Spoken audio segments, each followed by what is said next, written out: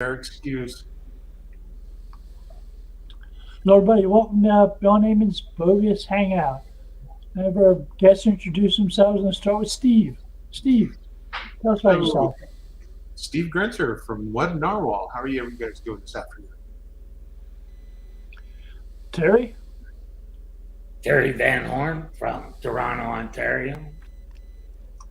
and Doc, Doc Sheldon, also a Web Narwhal. and I'm Bill Slosky of SEO by the Sea, and I'm the Director of SEO Research at Go Fish Digital. So, keyword density and word count are things we should learn for SEO, huh, Terry? Yeah, apparently Google's digital marketing course seems to think that's what we should be keying on. How old are those things? Oh, I think the last time I thought about keyword density was maybe in 1999. They didn't say too much else. I refused to even really. I went over and read the first document. Didn't care to read anymore because it was all misrepresented from the beginning. Never at any time did Google mention any kind of SEO certificate. It's actually a digital marketing certificate. It's basically for people who are in marketing so they could talk to an SEO and maybe understand. But isn't SEO marketing? Yes, it is. I'm not saying it doesn't belong in the course. I'm just saying it's not certification for SEO. At best, it teaches you how to spell SEO. Which will present a challenge to at least 30% of our industry.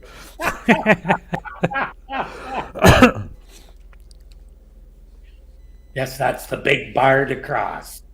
Well, stepping back to the keyword density thing, Bill, back when Matt Cutts had only recently started doing his periodic videos, he poo-pooed any specific keyword density as being a target. And that's going back a ways. Not 1999, but definitely going back there.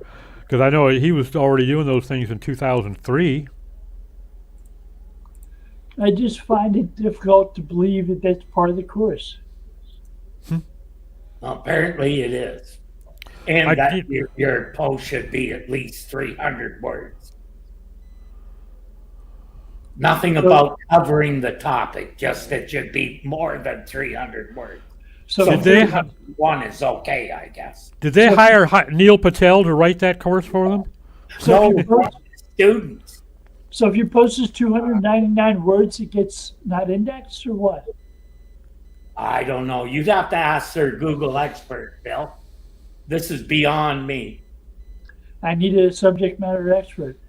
Yes, subject matter experts. Yes.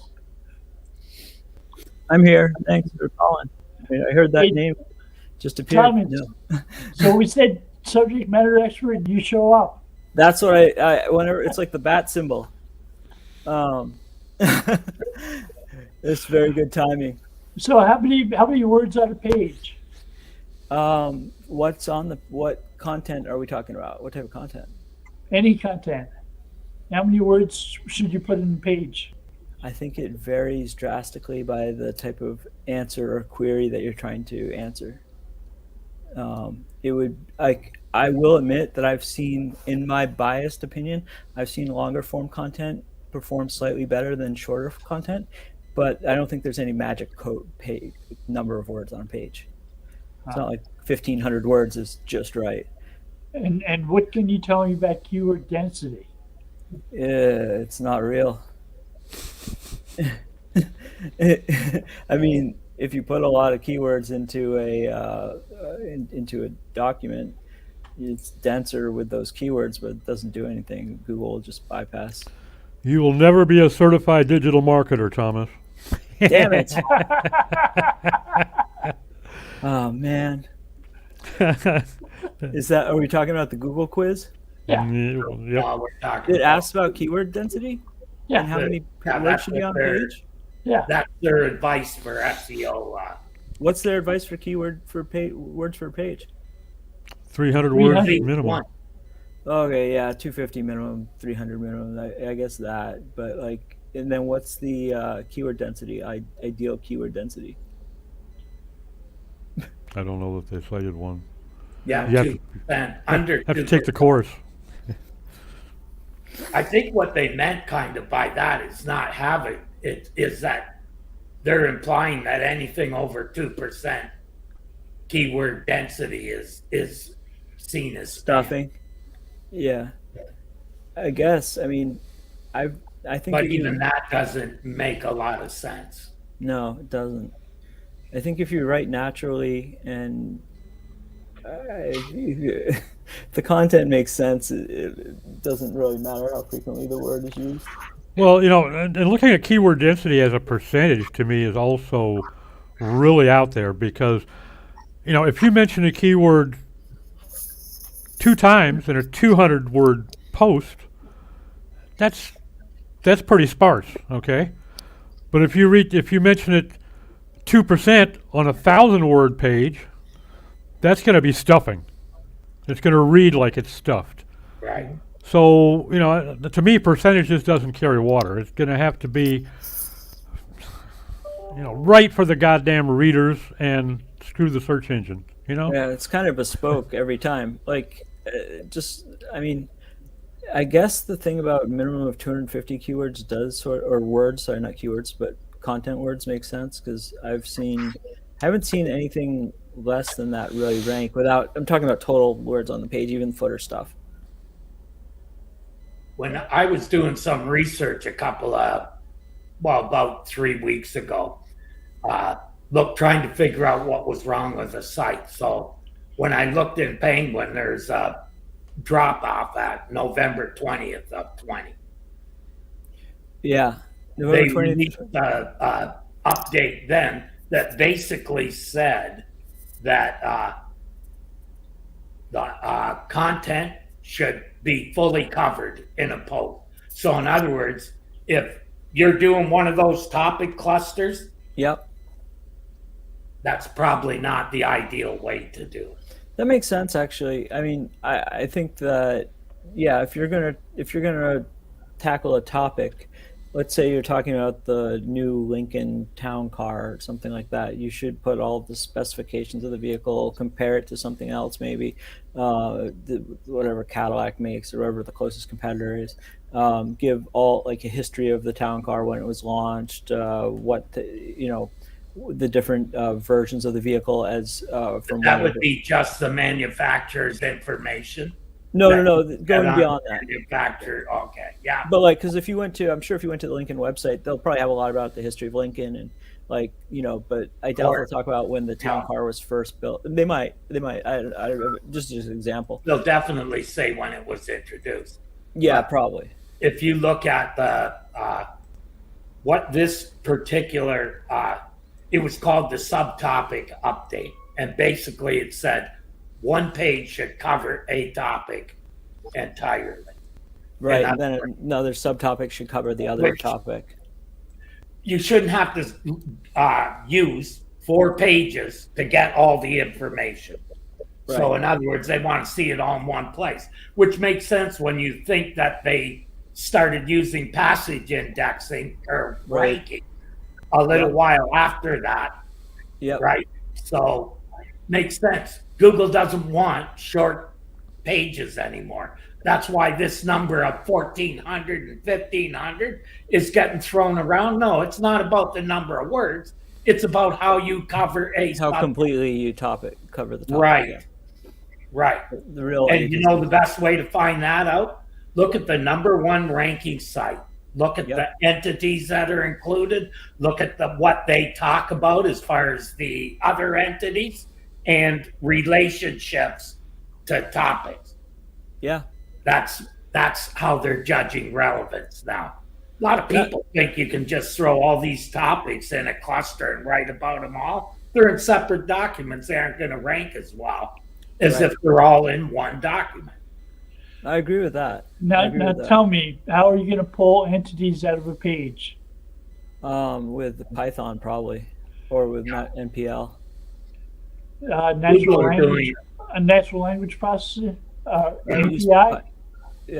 that or either Python. Yeah. There's a cloud app that uses Yeah. BERT right on Google. It's That's it's free. it's an API. It's free. Yeah. Yeah. Well, not exactly free, Bill.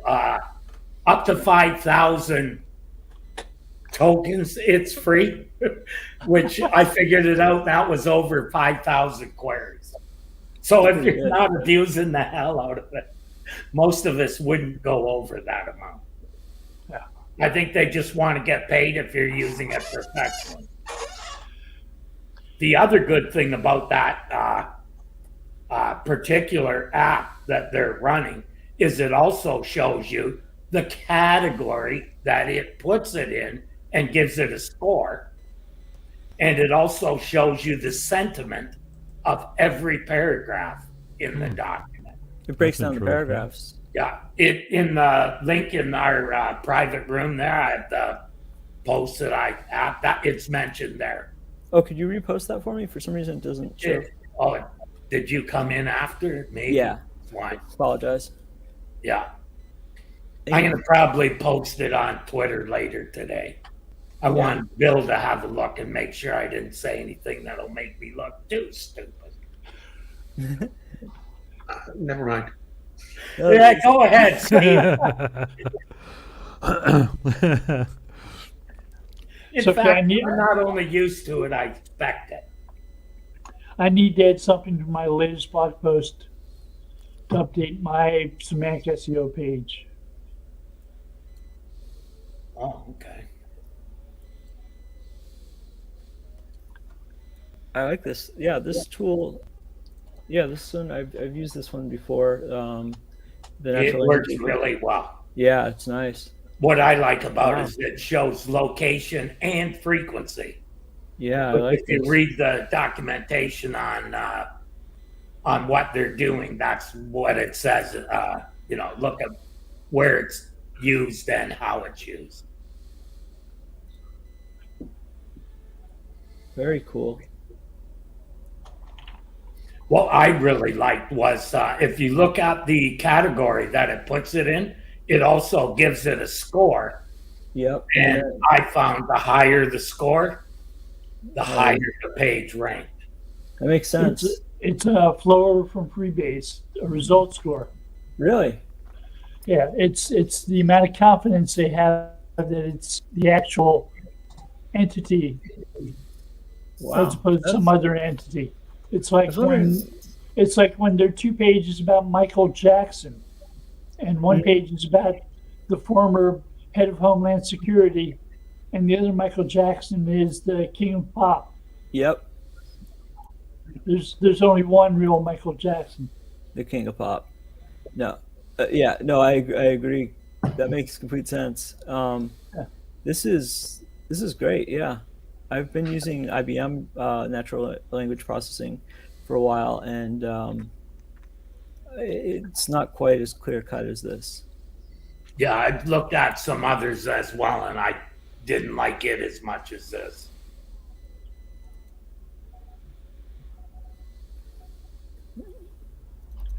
I also come across a tool that will tell you the n-gram value in it. I love ngram tools. Yeah. Yeah, which if you understand how things work, you know that everything gets re-ranked. It starts by getting a ranking after the crawl using an n-gram. Yep. Or some sort of something like an n-gram. Inversed, like yeah.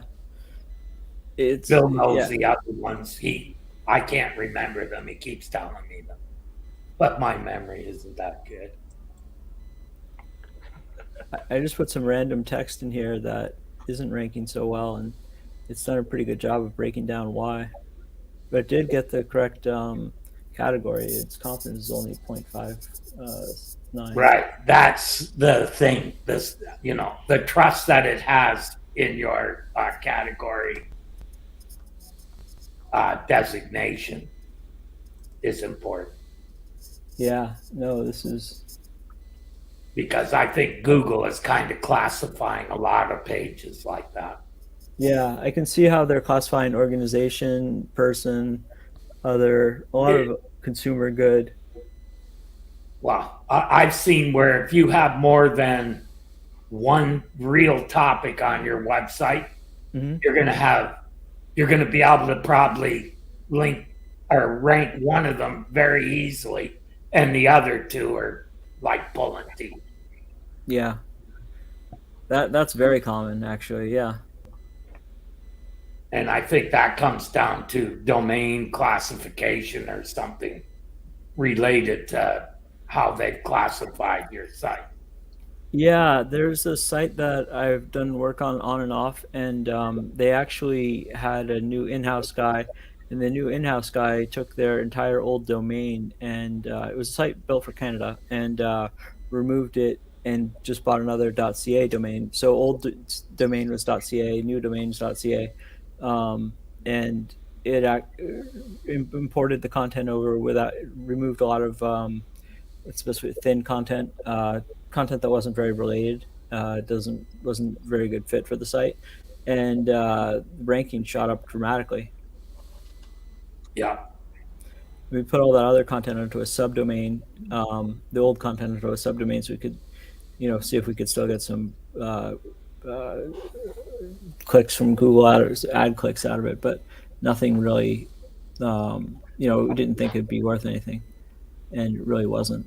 But yeah, this is great. This is a great tool to look at what's actually going on with each sentence. Well, truly reverse engineering the top rankings. Yeah. You use it almost like you would use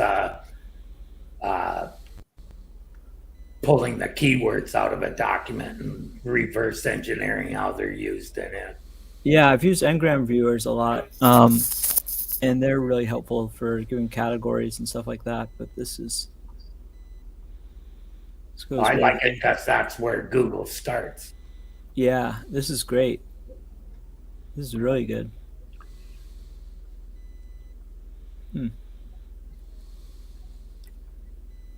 Yeah, it basically shows exactly how they're trying to figure everything out. This is wonderful. Yeah, I saw one where some of the same entity in some cases was attached to Wikipedia as the source, and in other cases, nothing. Oh yeah, truples and stuff. Yeah, like if you put the same entities that are found on Wikipedia or other high-ranking sites into your corpus, then you tend to get higher results.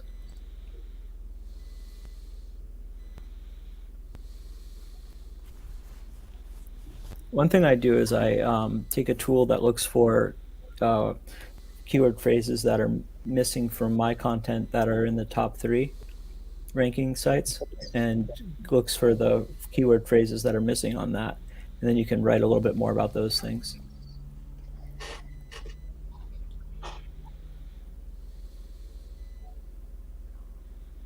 But in the end, those keyword phrases must be entities or relationships to an entity.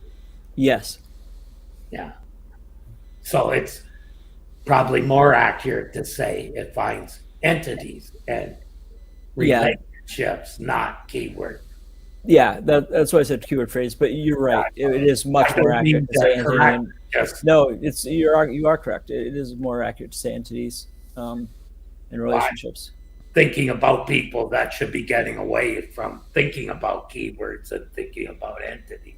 I agree with that. Like, yeah, people thinking that they're going to rank for, I don't know, town car, Lincoln Town Car and just put Lincoln Town Car, or like, that type of thing on the site. They need to with correlation and entities in a semantic format to have a chance. And they have to have a very, very complete article on it. Yeah, you might want to target something else too, because Ford Ford Yeah. was most of the first page. If, Right. And then you've got to go up against Car and Driver, Motor Trend, Road and Track, all those other guys that are, doing very good job of. Well, and probably Ford has a Facebook page for it, a Twitter page for it. Yeah, exactly. Each one of those has a separate brand. You'd need like Lincoln Town Car, what's a good example? Lincoln Town Car for okay. How about this? Lincoln Town Car modifications, racetrack modifications. This is probably pretty rare. I don't think they're raced very often. I see lowrider as an option. Yeah, that's what I like. And the top ranking things are pictures, YouTube videos, and then Facebook. But Ford isn't even on here. It's amazing. Really? For Lincoln Town Car Lowrider. Oh, okay. It was an example that Google gave me, and I thought it was kind of interesting. So yeah, but it makes sense that most people searching for this would look for images or videos first, and after that they would look for it's on social media. It's just got pictures of videos as well. Then Pinterest, then it's got cars for sale, I think. So you're absolutely right. If you want to go after a niche like a lowrider or a race car, then Race Cars has a lot of YouTube videos, as well as how to make your Lincoln Town Car into a monster and drag times. So yeah, it all makes sense what's ranking.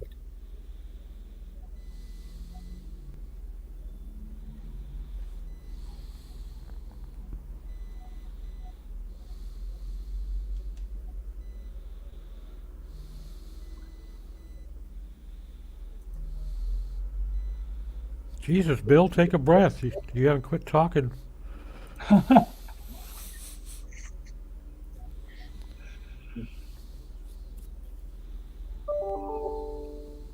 anyone wants to buy a Lincoln Town Car lowrider, So what is your preoccupation with Lincoln Town Cars? none at all. It was just something I thought of as an example, and then I googled the What does it have to do with any entities? the town. No, it was just a search term that we were using as I was using as an example. Okay, That's all. I'm still puzzled by why I was talking about race cars and lowriders. Yeah. Oh, Yeah. I was just thinking of. I thought of a town car as an automobile and how you'd write for that, and then I was thinking of how you differentiate from like a Ford having. So when you have an entity, you have things like birth date, Yep.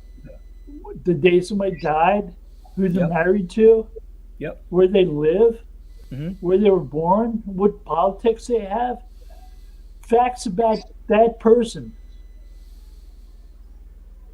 Okay. Not really necessarily facts about their car. Well, the car is the entity in this situation, not the person. It wasn't about like Abraham Lincoln. It wasn't. It was Oh, about and it's not about Lincoln the birthday either, huh? no. Okay. But like just as you would with a person, if you were going to write something on, I don't know, Alexander Hamilton, you'd write the highlights and lowlights of his career, when he was born, how he died.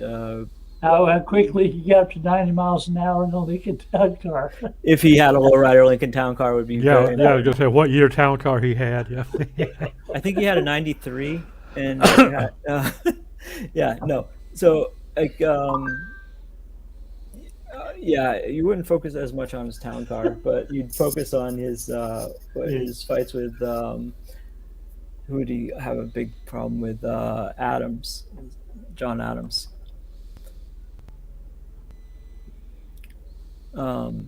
So yeah, if you were going to write about John Adams, that would be you'd have a lot of competition as well. Him and Aaron Burr used to race Lincoln Town Cars. So I hear. That's what I hear on the street. Carriage racing was all the rage.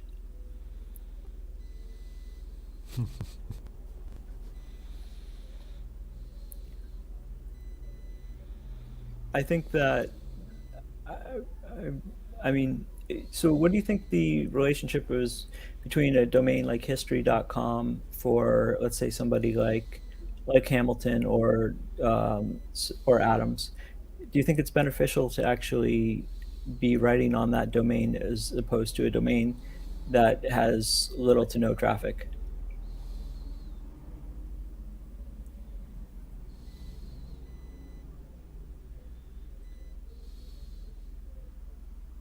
I know this was talked about the other day, but the comparison between if it was in a large news magazine or an online newspaper versus a small blog. No? What are you Well, trying to achieve? Yeah, If what's you- the objective? Yeah. If the author, okay, so let's say you author a thing on John Adams, right? And it's also it's published on, let's say, the Wall Street Journal, and it's published also on your own blog. Will there be a difference in the way it's ranked? I think if you're trying to rank yourself as an entity, as the author, uh, Wall Street Journal is going to be far preferable. I would agree.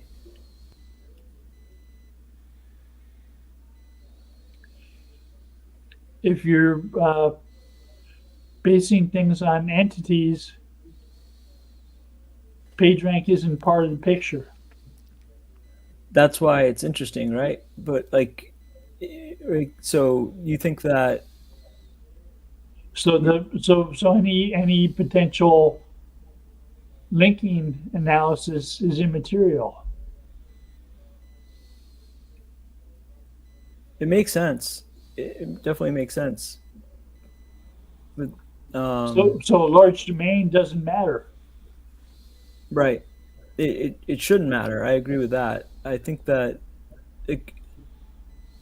yeah, I mean, in theory, it shouldn't. The Miller Center's ranking number 4 for Adams, and they did a very good job of breaking down his life.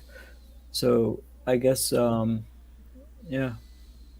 I mean, I think as an author, maybe you would get more of a boost from being an author on the Wall Street Journal if you did an op-ed in there as well. Maybe more credibility, possibly. I would agree with that.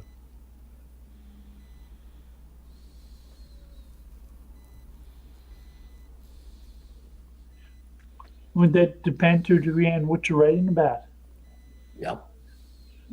So if you're Right. writing about the history of black holes through the universe, the Wall Street Journal is not your newspaper. Right. You want the place where it's trusted for that kind of information. Mm-hmm. So the Wall Street Journal would be more politics and financial than Financial, yeah. Yep.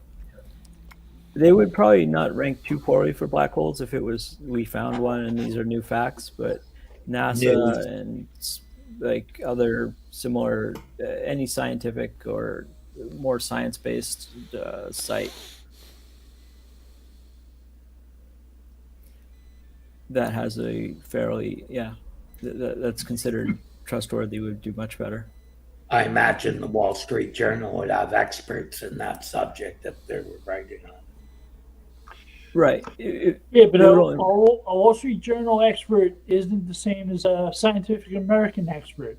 Right. That's true too. They'd take the expert from Scientific American, hopefully, and have them write the story on black holes if they had a news event that occurred, hypothetically. When they're looking at that, they're looking at more than one site, in my opinion. They're looking at all the sites that person has written on.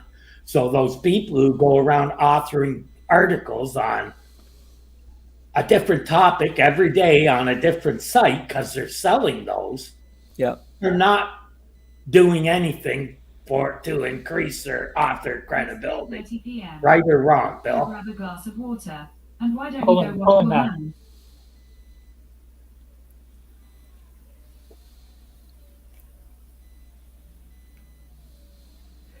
Yeah, interestingly enough, the New York Times has something on black holes, and the author, if I look at his history, I bet it's all about. He's science, probably. Yeah, it's all physics and science. He has a couple on. Yeah, it's all science basically. That makes sense. Well, you go to the other end of the scale and you get a rag like Forbes, where Yeah. they don't have experts, but They they'll have- accept anybody who claims to be one. Everyone can be in Forbes. That's one nice thing about it, Like- I guess. The population of Bangladesh writes for Forbes, you know. It's true.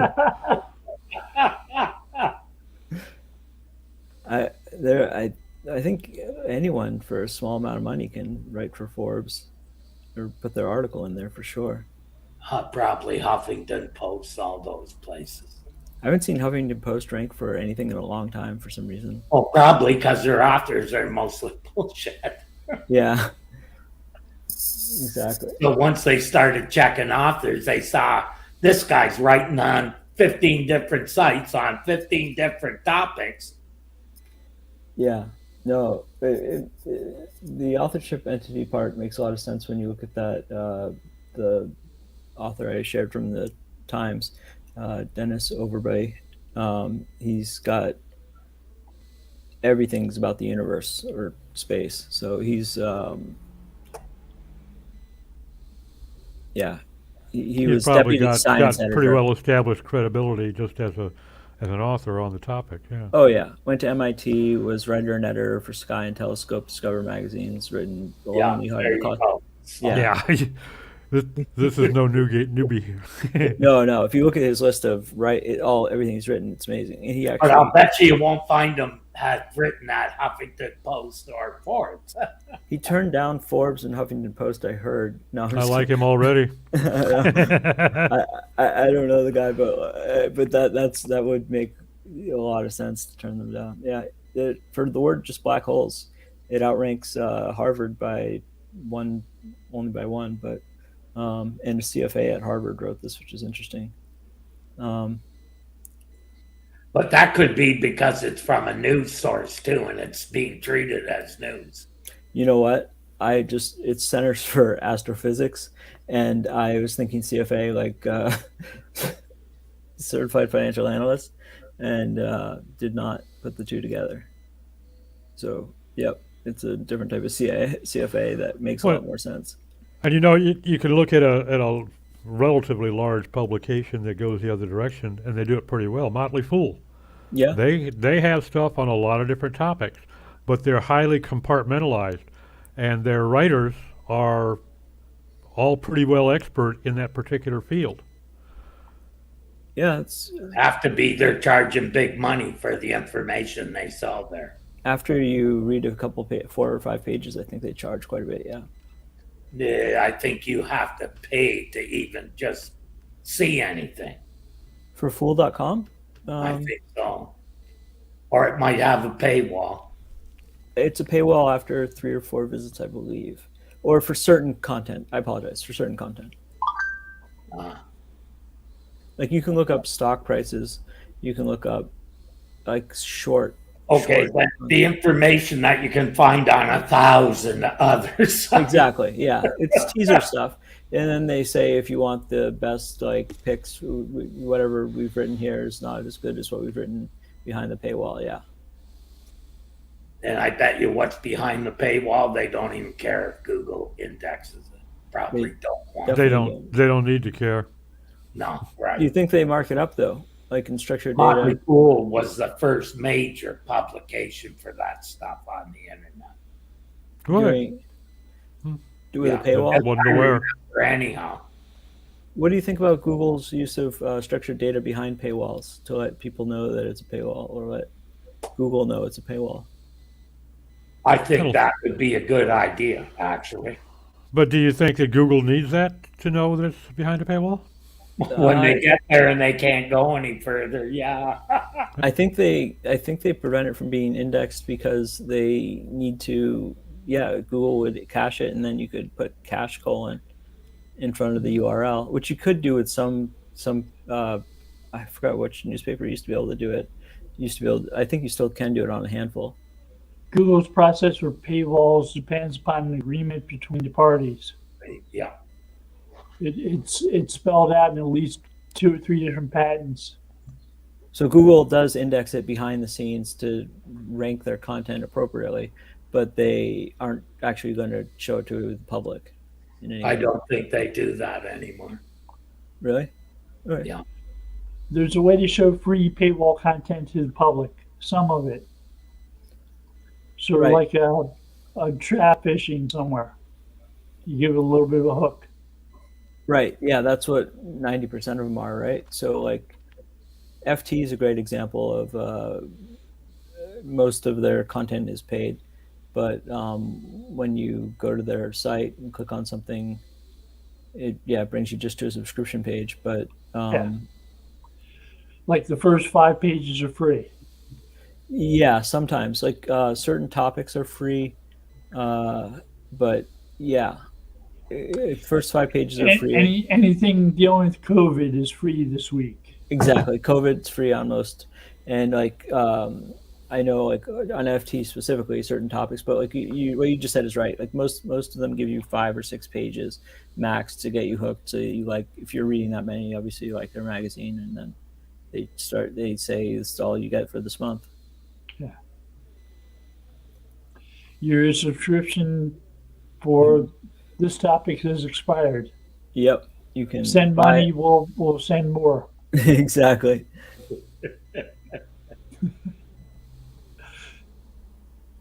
It is interesting how they use some, like if they're not using structured data, like looking at the FT page, it's pretty marked up. It's got a lot of structured data on it, even though it's it's behind a paywall.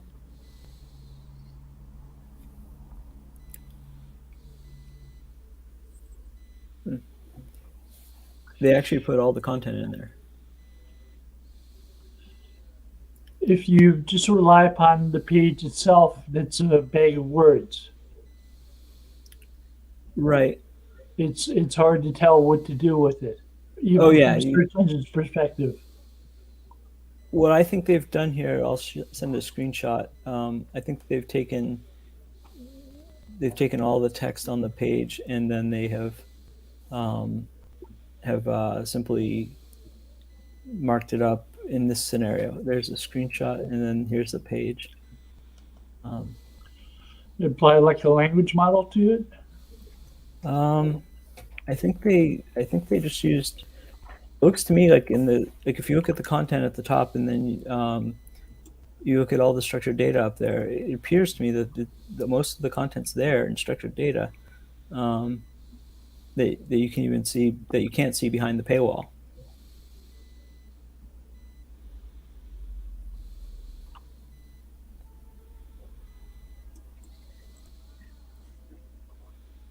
Especially if you wrap the line wrap the top of it.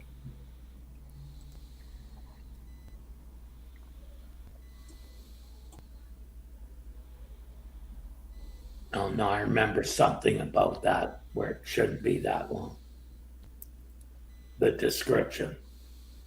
Yeah, I don't know if it's a description or if it's. I guess you could put it through a structured data tool and find out, right? I could tell if I could read it, but it was too small a print to read. Here's all the text from that one page. Is like.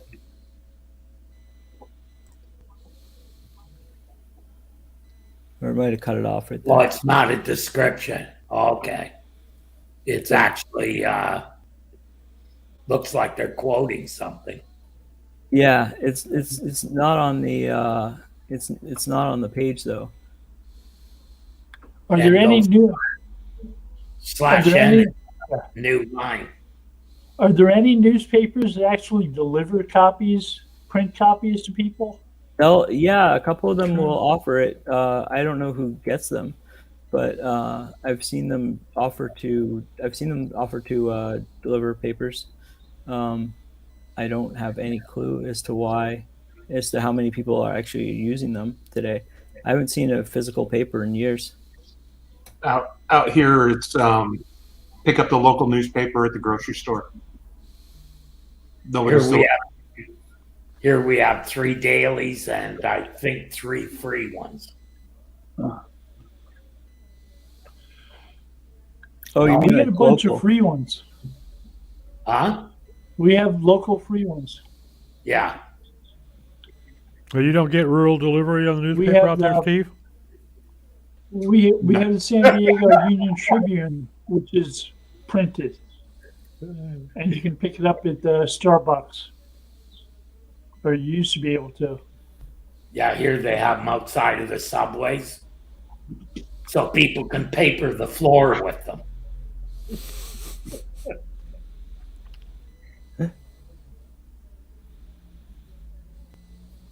Actually, we have 4 daily newspapers here and 2 national that put out dailies. They'd only get read in the subway. If that, I don't think they get read to tell. He didn't say anything about being read. There always seems to be plenty of them in the box this way. The only critters reading those things are parakeets and poodles. It's probably pretty. I remember seeing one there in Toronto that was a classified, and I think it was a weekly. And it was a book. It had to have been 120, 150 pages. Looked like like a rural phone book. And it was all free classifieds. They sold display ads in there. Yeah. But you could call up and sell your organ for nothing. They give you 30 words or something free. But that was pre-internet. They're probably not doing a lot of that anymore. No, they disappeared with the internet, actually. Used to get a lot of those local phone books, too, for businesses. Oh, yeah. Just for, like, a small area around, like North York or Yeah. York or whatever, right? We used to do those when I had my paper in Texas. We used to come out with those quarterly. Yeah, I sold ads in those things. Yellow Pages used to be a big deal. Yep. I remember when Google Voice and Bing Voice started giving 411 calls, free 411 calls. Remember how much it would cost to call 411? Be like Free. quarter, not through the phone company. Like if you were through Bing and Google, yeah. But like I never paid for 411 information. No. Yeah, Now it wasn't a it's very all good deal. automated. Back then, there was 411. Now it's all automated. Right, exactly. Like you just type into Google today, and you don't have to worry about the whole. I mean, if you pick up your phone and do 411 now, you get a machine basically. Oh, interesting. You tell it the information, and they say, yeah, we have a listing, or no listing. You're talking about a landline or Excel? Landline. Landline. Well, it runs over the internet. And by the time you get through with the 16 renditions of "I'm sorry, I didn't understand," you could have just hopped on your bicycle and pedaled to the goddamn place, and never mind the phone number. If you knew the address, it was pretty good.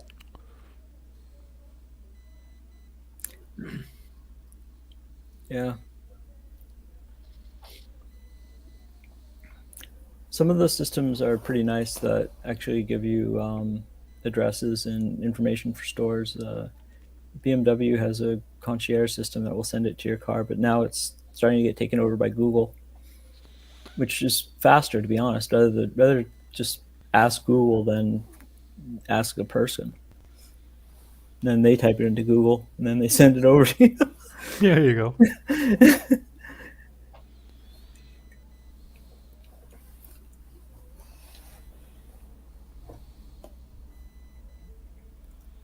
I think not to focus on the history of cars too much, but I bet there's a lot of stuff around Tesla that would be interesting to see how it ranks in comparison to obviously the Tesla website ranks number one, but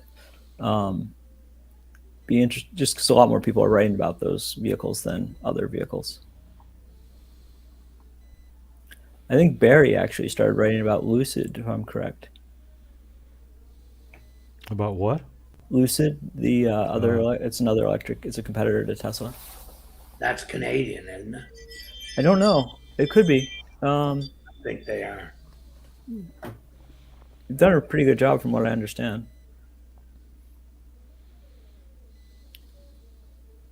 But I think not to get off topic at all, but I think electric vehicles, I don't see there's going to be infrastructure everywhere by 2030. Like not in the entire world. You know, there's still going to be internal combustion engines.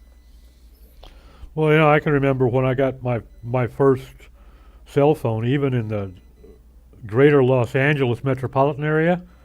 When I drive from the south end of town up to the north side of the county, I spent probably 5 minutes within range of a cell tower on that hour-long drive. And that was in 6 different minute-and-a-half sessions, you know. It's because there was no cell phone coverage. Now, you can drive all the way from San Diego across the mountains to Calexico and never lose cell phone service. Yeah. All the way across the Mojave Desert, all the way to Yuma, you never lose cell phone service. So things have changed, you know. It takes some time. Yeah. But used to Even be go to town without cell phone service. say yeah, what? even in the country. I can't even go to town and not lose service. When I was in Ukraine in 2020, I drove from Lviv to from Ivano-Frankivsk to Lviv, and we had 2.5 hours of no cell phone in just fields. Right. It was They don't amazing. have anything. They only have it in the cities. Yeah, pretty much. That's the way it used to be here too. Oh yeah. It was Sounds like rural Virginia. exactly. And not yeah. even all of the cities sometimes. Do they have it out there yet, Bill? Depends. When I was a cop, cell phones were just starting up, and they were expensive as hell. I mean, it cost you $1,500 to buy a low-end folder Yep. phone, and the yeah. only people that had them, that we used the placement of cell towers to know where to go look for the drug dealers. Triangulate. Because they were all on cell phones, and they all had to be within 300 or 400 yards of a tower, or they didn't have communication. So you just go find a tower, and you patrol about 2 blocks in every direction. You're going to find the pushers. Can't you triangulate them now too? Oh, now, yeah, but not back then. Wow. So I'm they have- talking in the 80s, man. no, I remember like the bolt-on phones that were either bolted into your car, or they were in a backpack. One of the two, like the big suckers that you never used because it was so expensive to make a phone call, even if you could get in range. I use them, but I paid someone just to carry the thing. It was so fucking. There you go. Those things are like bricks, yeah. Like Bricks, I had- like 3 or 4 cement blocks. I had the briefcase phone, and that thing was 23 fucking pounds. Okay. And I had to if I was walking more than a couple blocks, I had to switch hands, or I was going to end up with one arm longer than the other. You ever get a call? It was in the briefcase. You have to open it up like Batman. Oh, yeah, does? hook up the antenna. You know. It's amazing that I guess I kind of pictured it coming with phones that they've turned into the web, but when maybe the Sidekicks started to come out and Blackberries, Palm Pilots, those types of things, but it moved so quickly after the iPhone was introduced to a higher quality of where we are actually using the mobile web today. Well, more the towers and the other stuff, not the phones. I think if the phones Phones are can still, only go as good as the towers can. of course, it's a combined effort, but if they only had a liquid crystal display and they were, like you could barely read what was on the page, I don't think a lot of people would take a lot of time to read articles on their phone.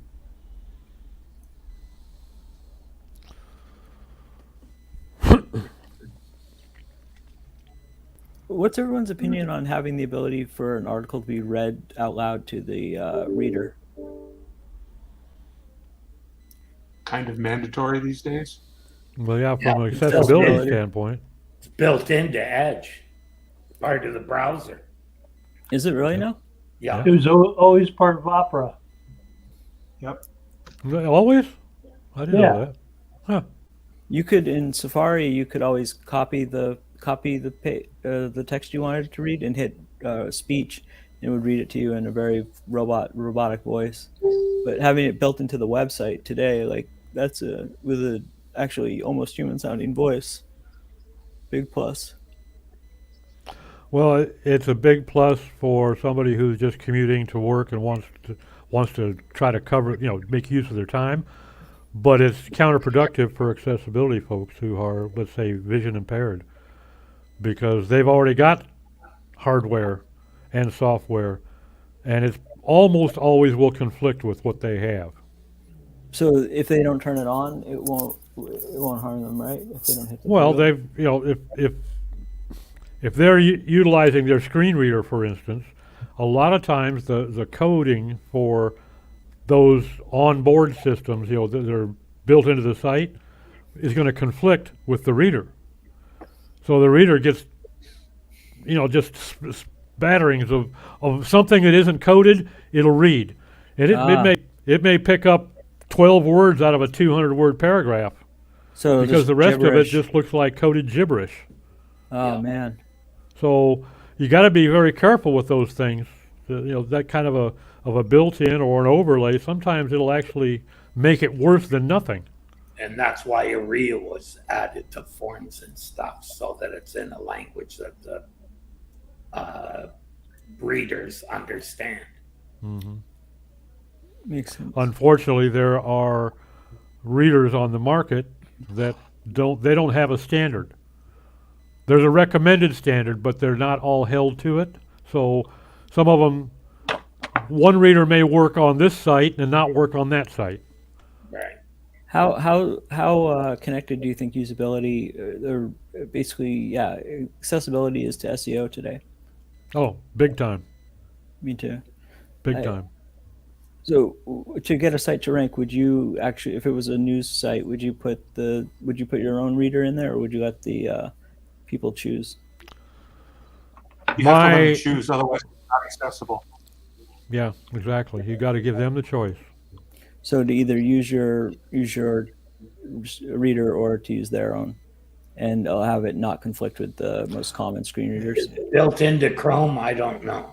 You have to make it kind of like with GDPR, where you have to be opt-in. If you're going to offer that on your website for users that don't have or don't want to use their own reader, then they have to actively opt into using your website's built-in reader. By default, you have to make yourself compatible with the reader that they're using. Now, if you happen to know that there are 3 different software structures out there for readers that are not all compatible, then you can offer them the option of, is your reader this Acme, this Jones, or this Smith version, and let them select which one they want to use.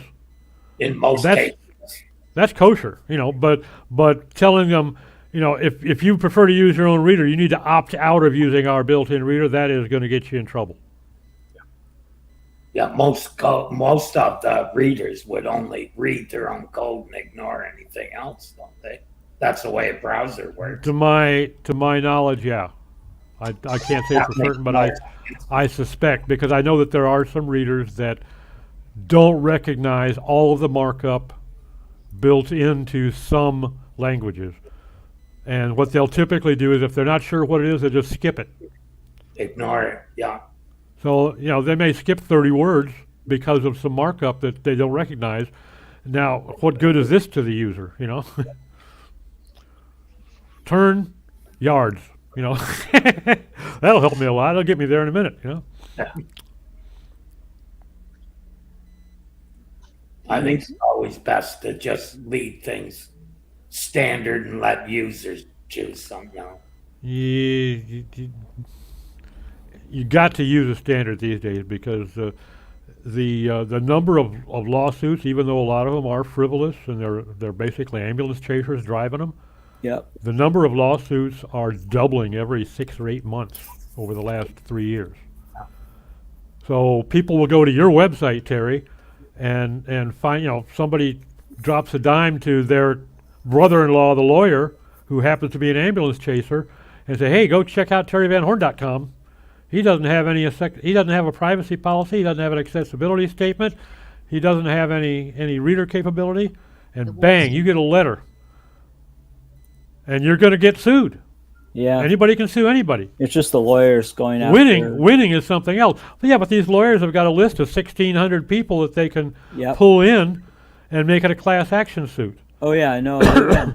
They win every time. Well, most of them don't go to trial.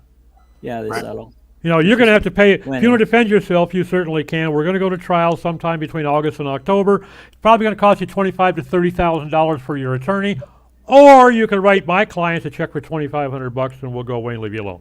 Right. Yeah, it's a pretty easy choice. What it boils down to, you know, because there are some guys out there giving, you know, the other 1% of lawyers a bad name. Sorry, Bill. No. I couldn't agree with you more.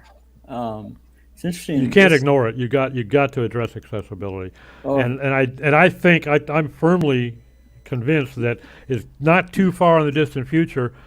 A failure to be accessible is going to be a ranking factor with Google. I couldn't agree with you more on that too. It's built into what's it called? Page speed insights. It gives you a very. I don't think it's very accurate, but it gives you a ballpark idea of accessibility. This is interesting. It says the Wall Street Journal increased subscriptions by 23% because of using voice out loud readers. Well, and I'm sure a lot of those increases, you know, who the hell's got time to sit down and go through the Wall Street Journal? Unless you're an SVP at some firm, you just don't have time to do it. Listening to it in the car or on the train on the way to work is a different story. Why podcasts become so popular.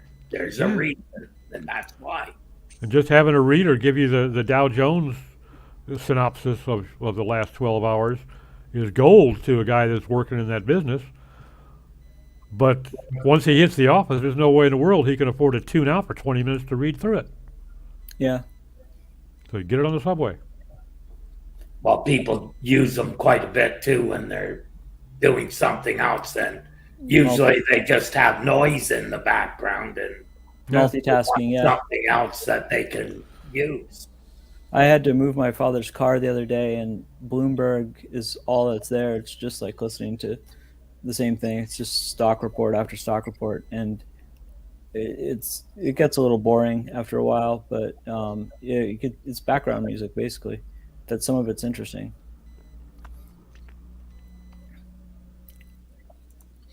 I think speaking of stocks, I think stocks like Google and other technology stocks taking a real beating, and I think the country is in for a little bit of a correction. A little bit? A huge correction. But I think we're going to, this next month is going to be pretty brutal. Why this next month? Well, it's already started. The Dow's fallen to the lowest it's been in since it's either the 80s or 90s.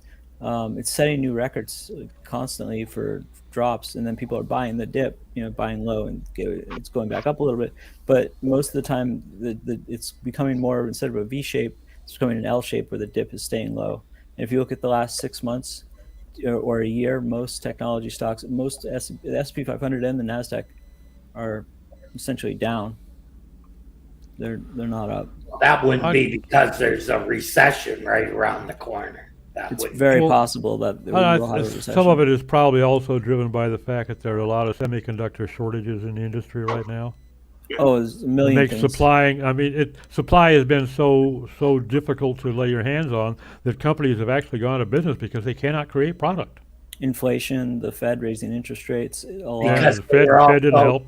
Their plants are in China and they're all shut down for COVID.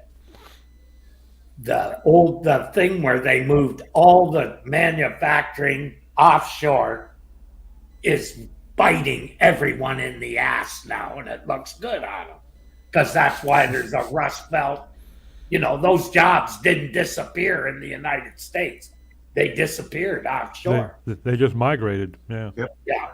Now there's lots of people who would do those jobs, but the companies won't bring them back because they have too much invested in China. Well, the cost of labor over there. I had an uncle who passed away a while back, but he made fleece like for shirts or jackets type things like insulation, and they literally put for the cost of labor just a line, and he said he wanted to know the number a bunch of times, and they said it wasn't worth talking about. Basically, it's built in, and then he thought they were ripping him off, but he found out once it burned down, unfortunately, plant in China, that they were barely giving them. I mean, they were giving them pennies, basically, and I don't think anyone in the U.S. would work for that type of fee. So, Yeah, but those companies won't exist. That's all. Yeah. When I travel, when I drive through the Midwest going to visit family, I take some of these older state highways, and there are all kinds of factories along the way, Toyota, Carhartt, and all these, and every single one of them has these giant banners that are as tall as their building, now hiring, starting at $28 an hour. What they should say is now wishing we were hiring. 43%. 43% of people quit their. 43% of Americans quit their jobs during COVID. Isn't that amazing? Yeah. I mean, or got let go during COVID, and they decided not to return to that industry. If it pays better, yeah, without them to not return, which it did. If you for a were while. working in a restaurant and COVID is not going away, you're thinking this is no longer a stable absolutely position, right? Of course. Your job is not stable. Of course. So they're looking for something else. Absolutely. Yeah. But as the workforce as a whole there's more people hiring right now than, I think that it's a very weird time if there was going to be a recession, because hiring is so, like you said, they're offering so much, like Steve said, they're offering so much money to people to do. But now, when I was a kid, when I was young and come out of high school, I would have done anything for a dog. Well, almost. I'm glad you qualified that, Terry. Yeah. Because you don't know where Steve and my mind were going.